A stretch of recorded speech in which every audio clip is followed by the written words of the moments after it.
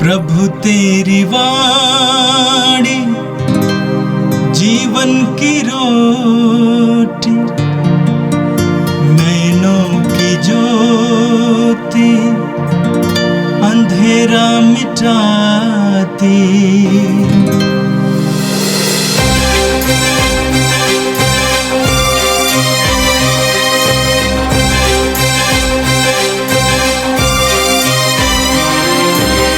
प्रभु तेरी वाणी जीवन की रोटी, नैनों की ज्योति अंधेरा मिटाती। प्रभु तेरी वाणी जीवन की रोटी, नैनों की ज्योति अंधेरा मिटाती। वाणी वाणी वाणी वाणी वाणी पवित्र है, शाश्वत है, जीवन का मन्ना है। 25 जून शनिवार। पहला पाठ शोक गीत अध्याय 2 पद संख्या 2 और 10 से 14, 18 से 19। प्रभु ने निडरतापूर्वक यूदा के सब घरों को नष्ट किया। उसने क्रोध के आवेश में आकर यूदा के सब गढ़ों को ढा दिया। उसने उसके राज्य और उसके शासकों को अपमानित किया और मिट्टी में मिला दिया। सियोन के नेता टाट के कपड़े ओढ़े और सिर पर धूल डाले मौन होकर धरती पर बैठे हुए हैं। यरूशलेम की कुमारियाँ सिर झुकाए बैठी रहती हैं। मेरी आँखें आंसू बहाते बहाते बुझ गई हैं। प्रजा की विपत्ति देखकर मेरी अंतड़ियाँ ऐंठ रही हैं। मेरा हृदय पिघल रहा है। बालक और दूध मुँहे बच्चे नगर की गलियों में मर रहे हैं। वह अपनी माताओं से पूछते हैं, रोटी कहाँ है?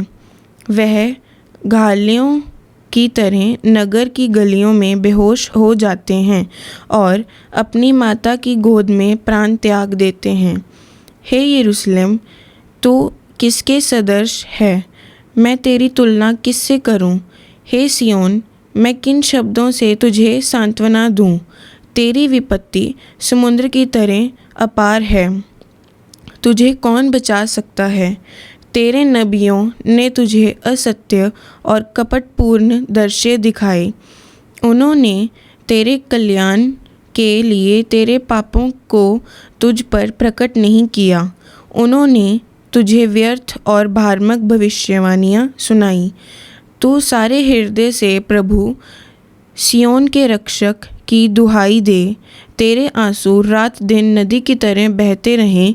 तू रात भर प्रभु की दुहाई दे। अपना हृदय पानी की तरह प्रभु के सामने बहा दे। अपने बच्चों के प्राण बचाने के लिए प्रभु के सामने हाथ उठाकर प्रार्थना कर। वे गलियों के नुक्कड़ों पर भूख के कारण बेहोश पड़े हुए हैं। यह प्रभु की वाणी है। संत लूकास के अनुसार पवित्र सुसमाचार अध्याय 2 वाक्य संख्या 41 से लेकर 51 तक। ईसा के माता पिता प्रतिवर्ष पास्का पर्व के लिए यरूशलेम जाया करते थे। जब बालक 12 बरस का था तो वे प्रथा के अनुसार पर्व के लिए यरूशलेम गए। पर्व समाप्त हुआ और वे लौट पड़े, परंतु बालक ईसा अपने माता पिता के अनजाने में यरूशलेम में रह गया। वे समझ रहे थे कि वह यात्री दल के साथ है, इसलिए वे एक दिन की यात्रा पूरी करने के बाद ही उसे अपने कुटुंबियों और परिचितों के बीच ढूंढते रहे। उन्होंने उसे नहीं पाया और वे उसे ढूंढते ढूंढते यरूशलेम लौटे। 3 दिनों के बाद उन्होंने ईसा को मंदिर में शास्त्रियों के बीच बैठे उनकी बातें सुनते और उनसे प्रश्न करते पाया। सभी सुनने वाले उसकी बुद्धि और उसके उत्तरों पर चकित रह जाते थे। उसके माता पिता उसे देखकर अचंभे में पड़ गए और उसकी माता ने उससे कहा, बेटा, तुमने हमारे साथ ऐसा क्यों किया? देखो तो तुम्हारे पिता और मैं दुखी होकर तुमको ढूंढते रहे। उसने अपने माता पिता से कहा, मुझे ढूंढने की ज़रूरत क्या थी? क्या आप यह नहीं जानते थे कि मैं निश्चय ही अपने पिता के घर होऊंगा? परंतु ईसा का यह कथन उनकी समझ में नहीं आया। ईसा उनके साथ नाज़रेत गए और उनके अधीन रहे। उनकी माता ने इन सब बातों को अपने हृदय में संचित रखा। यह प्रभु का पवित्र सुसमाचार है। ख्रिस्त प्रभु की जय। यीशु में मेरे प्रिय भाई और बहनों, आज हम लोग माता मरियम के निष्कलंक हृदय का पर्व मनाते हैं। कल हम लोगों ने यीशु के पवित्रतम हृदय का पर्व मनाया था। यीशु का पवित्रतम हृदय मनुष्यों के लिए ईश्वर के प्यार को इंगित करता है। वह प्यार है जो ज्वाला के रूप में हर एक लोगों के लिए धधकते रहता है। और इस तरह से माता मरियम के निष्कलंक हृदय का पर्व ईश्वर के प्रति मनुष्यों का प्यार का एक जीवंत उदाहरण है। माता मरियम के हृदय के द्वारा हम लोग अपने प्यार को ईश्वर के लिए जोड़कर देखते हैं। एक और जहां पर प्रभु यीशु अपने हृदय से रक्त और जल की धारा के द्वारा अपना संपूर्ण प्यार पूरे मानव जाति को समर्पित करता है, वहीं दूसरी ओर माता मरियम प्रभु के वचनों को, उनकी योजनाओं को अपने हृदय में संचित करके उसके लिए अपना अथाह प्रेम प्रकट करती है। माता मरियम के निष्कलंक हृदय का तात्पर्य यह है कि उसका हृदय पाप मुक्त था, उसका हृदय निर्मल था। हम स्तोत्र 119 वाक्य संख्या 11 में पढ़ते हैं, जहाँ पर वचन कहता है, मैं तेरी शिक्षा अपने हृदय में सुरक्षित रखा, जिससे मैं तेरे विरुद्ध पाप ना करूं। स्तोत्रकार कहता है कि उसने ईश्वर की शिक्षा को अपने हृदय में संचित करके रखा है, अपने हृदय में उतार करके रखा है, ताकि वह पाप ना कर पाए। और इस तरह से हम माता मरियम के जीवन को देखते हैं तो वह सर्वस्व ईश्वर को अर्पित कर दी थी। उनके हृदय में मात्र ईश्वरीय योजना समर्पित थी। उसके हृदय में वो सारे वचन समर्पित थे, संचित थे, जिनको वह संभवतः समझने में असमर्थ थी। और इस तरह से वह मनुष्य जो ईश्वर की आज्ञाओं को, ईश्वर के वचनों को अपने हृदय में संचित रखता है, उनका हृदय निर्मल बनते जाता है। वह ईश्वर की दृष्टि में मूल्यवान होता है। सूक्ति ग्रंथ में इसके विषय में बहुत अच्छी बात कही गई है। हम सूक्ति ग्रंथ अध्याय 3 वाक्य संख्या 1 से लेकर 6 के बीच में हम इसे पढ़ते हैं। पुत्र, मेरी शिक्षा को मत भुलाओ, मेरी आज्ञाओं को अपने हृदय में संजोए रखो, क्योंकि वे तुम्हें लंबी आयु और बड़ी शांति प्रदान करेंगी। सूक्तिकार कहता है कि प्रभु का वचन कहता है कि तुम मेरे वचनों को अपने हृदय में, मेरी शिक्षाओं को अपने हृदय में, मेरी आज्ञाओं को अपने हृदय में संचित रखो, क्योंकि ये तुम्हें लंबी आयु और बड़ी शांति प्रदान करेंगी। और उसी शांति के द्वारा हमारा हृदय निर्मल होते जाता है, हम विशुद्ध हो जाते हैं, हम पवित्र हो जाते हैं, क्योंकि प्रभु का आत्मा, प्रभु का वचन हमारे हृदय में विद्यमान रहता है। हम आगे वचन में पढ़ते हैं, प्यार और ईमानदारी को अपने से अलग नहीं करो, उन्हें अपने गले में बांध लो, अपने हृदय के पटल पर अंकित कर लो। इस प्रकार तुम ईश्वर और मनुष्य की दृष्टि में कृपा और सुयश के पात्र बनोगे। यहाँ पर 2 गुणों को बताया गया है। पहला है प्यार और दूसरा है ईमानदारी। जब ईश्वर के प्रति प्यार और उसकी आज्ञाओं के प्रति ईमानदारी को हम अपने हृदय में संजोए रखते हैं, हृदय के पटलों पर अंकित किए रहते हैं, तो हम ईश्वर के कृपा पात्र बनते हैं, हमारा सुयश होता है और इस प्रकार से हम प्रभु की दृष्टि में मूल्यवान बनते जाते हैं। हम वचन में आगे पढ़ते हैं, तुम सारे हृदय से प्रभु का भरोसा करो, अपनी बुद्धि पर निर्भर मत रहो, अपने सब कार्यों में उसका ध्यान रखो, वह तुम्हारा मार्ग प्रशस्त करेगा। वचन कहता है, तुम सारे हृदय से प्रभु का भरोसा रखो और अपनी बुद्धि पर निर्भर मत रहो। सारे हृदय से प्रभु पर आश्रित होना है, सारे हृदय से प्रभु पर भरोसा रखना है और इस प्रकार से ईश्वर हमारा मार्ग प्रशस्त करेगा। संभवतः माता मरियम ने जब स्वर्गदूत आकर उनको प्रभु के जन्म का संदेश दिया, तब वह कहती है, देखिए मैं प्रभु की दासी हूँ। वह हृदय से ईश्वर की आज्ञाओं के प्रति ईमानदार बनी रहती है, अपने हृदय में ईश्वर के लिए प्यार लेकर आती है और इस प्रकार से हम देखते हैं कि माता मरियम का हृदय निर्मल बनता है, माता मरियम का हृदय ईश्वर के प्रेम के लिए धधकने लगता है। यीशु में मेरे प्रिय भाई और बहनों, जब हम लोग माता मरियम के हृदय को देखते हैं तो वह हमें 3 चीज़ों की ओर हमारा ध्यान आकर्षित करती है। सबसे पहला बात है, ईश्वर के प्रति प्रेम की ज्वाला को माता मरियम का हृदय प्रकट करता है। हम सन्मति के सुसमाचार अध्याय 22 वाक्य संख्या 37 में पढ़ते हैं, जहाँ पर प्रभु यीशु सबसे बड़ी आज्ञा के रूप में अपने ईश्वर को सारे हृदय से प्यार करने के लिए कहते हैं। वही प्यार माता मरियम के हृदय में उमड़ता है।